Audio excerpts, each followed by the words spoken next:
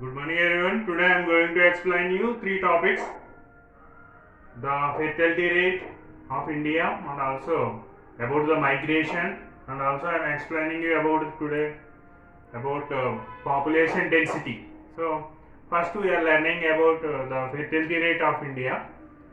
So the fertility rates indicates that each woman has how many children likely to bear in her lifetime is known as is come under the fertility rate.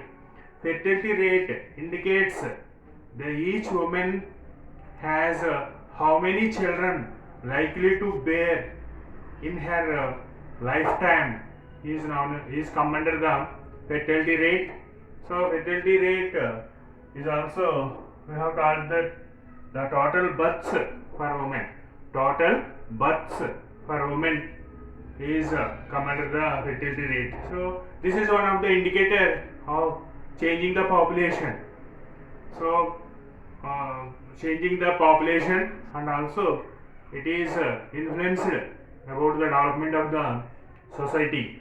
So generally the fertility rate was depends on the opportunities of the children, and also the fertility rates depended on security, economic security, as well as the social security. So the fertility rate, the high fertility rate, if the family was a rich family, means they can get the high income. Then we have generally the people they thought that they can able to uh, grow their children. So like that, the fertility rate was depended on the opportunities of children, and also the fertility rate depended on security in the society. So social security as well as economic security depended on the fertility rate depended on security and opportunities of the children. And also the families was mostly taking decisions. The families taking decisions about the families decides the number of children that they want. So the fertility rate increasing in India. Why the fertility rate was high in 1961? Why? Because there are many regions the people are not aware about the welfare of the children, how they improve the welfare of the children and other things. They are not aware. They are not. The many people are uneducated on those days in 1960s. So that's why we have found the high fertility rate, but the fertility rate was gradually decreased. So the families decides the number of children that they want. So families was taking decision about the number of children that they want. So and also the fertility rate at present fertility rate is 2.7. So the fertility rate of India in 1960 we have found 5.6, which is indicates that the each woman can likely to bear 5 to 6 children in 1960. So the fertility rate of India in 1960, which is indicates that the each woman likely to bear 5 or 6 children in 1960. So at present fertility rate of India is 2.7. So at present Andhra Pradesh fertility rate is 1.9. It means the Andhra Pradesh is average of fertility rate is better compared to Indian average. So once we look at the graph, through the graph we can understand about the fertility rates. So you see that the graph, this is indicating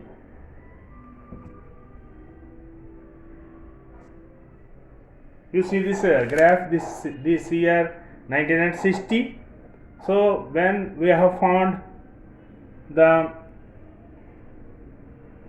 5 to 6, the fertility rate is 5 to 6 in 1960. Then the number was gradually decreased. The number gradually decreased, and in 2011 census we have found 2.7. How much? 2.7. Fertility rate of India is 2.7. Like that, gradually decreased the fertility rate of India. So this is one of the indicator which is explains about the changing the population. So the third component of is the migration. It is expresses. It is also the component of changing the population. The third component of changing the population is migration. What is the migration? Means the people was shifted from one place to another place for their livelihood. Mostly the people were shifted from one place to another place for their livelihood.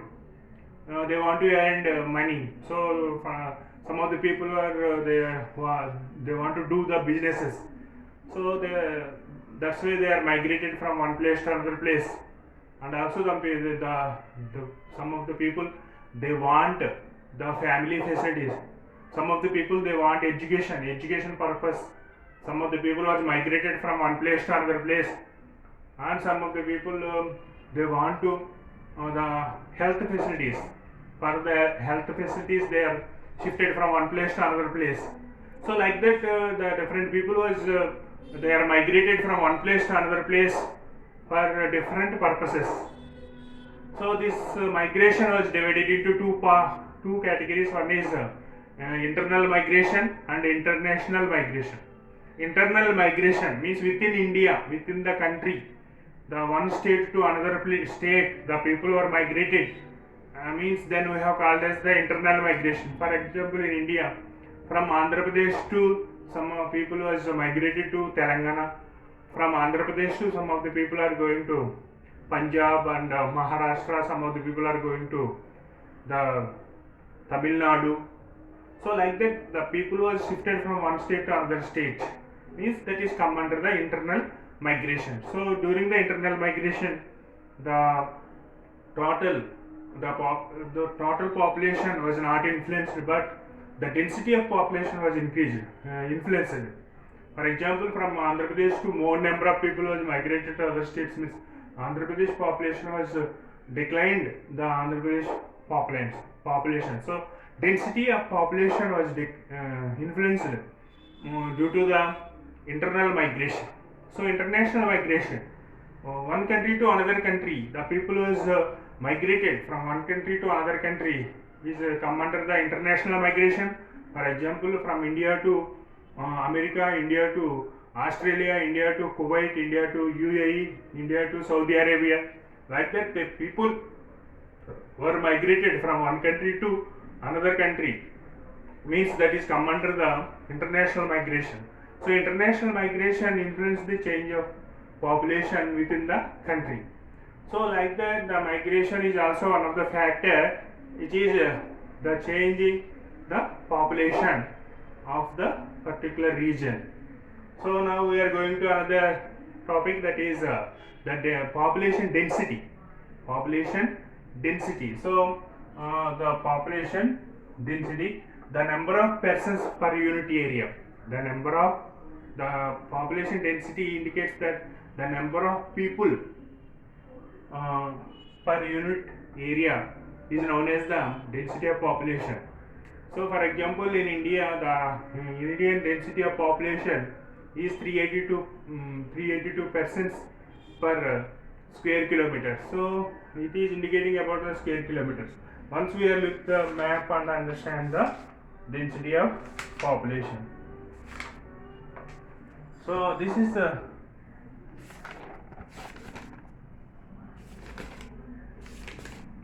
the density of population.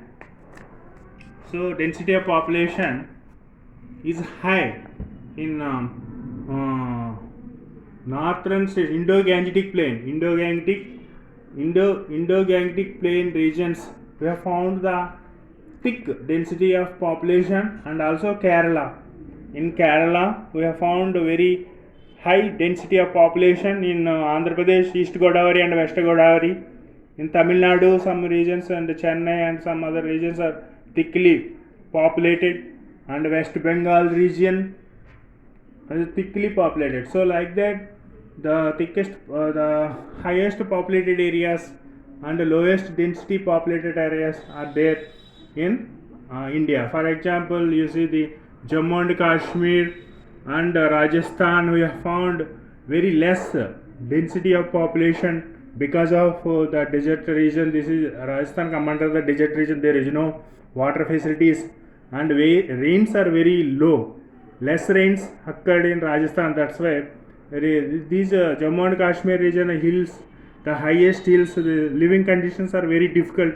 These are very cold regions, and you see this is Arunachal Pradesh also very less density of population we have found because of the highest mountain area, the very difficult conditions we have found there. So especially in Uttar Pradesh, Bihar and West Bengal and New Delhi, like Punjab, Haryana, these regions are very suitable for living conditions.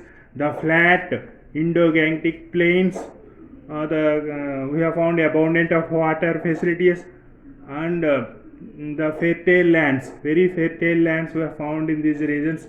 And also in Andhra Pradesh Delta region, the Godavari Delta, Krishna Delta regions like East Godavari, West Godavari, the very thickly, densely populated, and West Bengal region and Kerala is also abundant of rainfalls and flatlands. Due to the abundance of rains and flatlands, we have found the thick population in Kerala. So like that, the density of population we have found in different places. So this density of population is the better indicator of distribution of population. So in the particular place, how the population was distributed means we can say with the help of the density of population, this is the better indicator of distribution of population. The average India density of population is 382 per square kilometer, 382 persons per square kilometer. Indian average density of population according to 2011 census.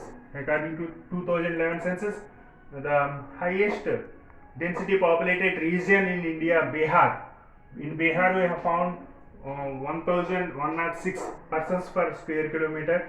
In Arunachal Pradesh, we have found very less density of population, 17 persons per 1 square kilometer. In Arunachal Pradesh, we have found very less density of population, 17% per square kilometer. So the Assam and the peninsular regions, like once you look at the map, the Assam and peninsular regions having the moderate density of population, the Assam and the peninsular India having moderate density of population. So this is about the density of population and fertility rate. Once you look at the ratio, the population, how is the population is there in India. See, this is the population in 1921. The population in 1921 only the population was little bit declined in 1921. But in remaining all years, we have found a high growth rate of population. The population is increased rapidly in India after 1921. So in 2011 census, we have found above 121 crores of population. So, and also another indicator, this is the sex ratio of India. So in 1951, we have found 946 female availability per every 1000 male. So that number was now in 2011 we have found 943 average India. In Indian average sex ratio, the female availability 943 numbers per every 1000 male in India, within India. So this is about the lesson. So we have completed this lesson in the previous classes also. I will explain you different topics about the people. So thank you children. Please subscribe my channel, click like button.